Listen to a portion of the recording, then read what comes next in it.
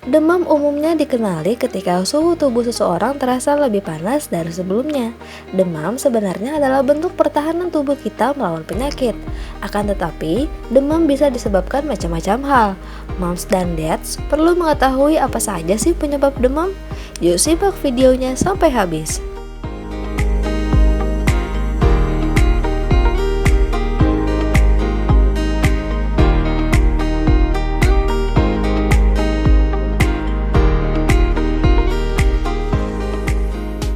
Ternyata demam bisa dibedakan menjadi beberapa jenis. Tiap jenis demam ini perlu ditangani dengan cara berbeda. Berikut penjelasan dokter. Itu dia merupakan salah satu proses kekebalan tubuh kita atau mekanisme tubuh kita untuk melawan benda-benda asing yang masuk ke dalam tubuh kita. Nah, benda-benda asing dalam hal ini contohnya bisa karena faktor dari infeksi atau enggak non infeksi. Karena kan kebanyakan orang awam pasti kalau misalkan dia lagi ke dalam keadaan demam, pasti kan kebanyakan pikirnya, oh ini karena proses infeksi.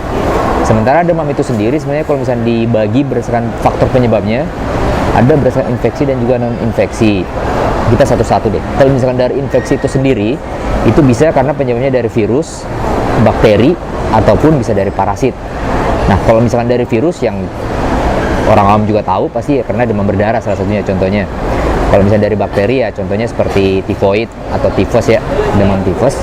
Kalau misalnya dari parasit yang sangat berbahaya yang kita kenal ya satunya di Indonesia paling banyak daerah timur tuh, itu malaria sebenarnya dari parasit. Kalau misalnya demam dari faktor non-infeksi itu sebenarnya banyak juga.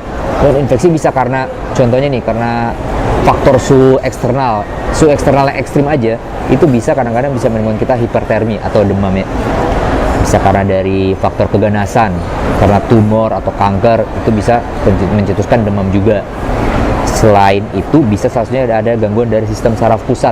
Ada gangguan sistem saraf pusat yaitu di otak, seperti karena mungkin ada perdarahan di lapisan otak atau mungkin di subbagian otak itu sendiri bisa menimbulkan atau memicu terjadinya demam itu sendiri. Bisa juga karena penyakit autoimun atau bawaan seperti kayak SLE atau artritis bisa menimbulkan demam.